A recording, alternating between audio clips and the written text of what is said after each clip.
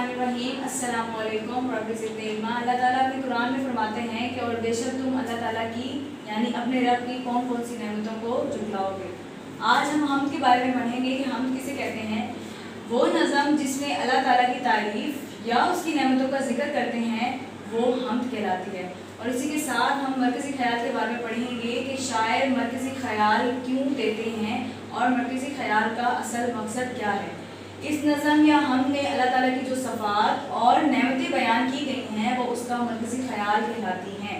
जैसा कि निसाब में मौजूद हमने अल्लाह ताला की नेमतों का जिक्र है जो कि तारे, रात, धूप, फूल, दरख्त, पेड़, ऊँट, रोशन आँखें, होंठ और ज़बान, ये सब अल्लाह ताला की अता करदा नेमतें हैं।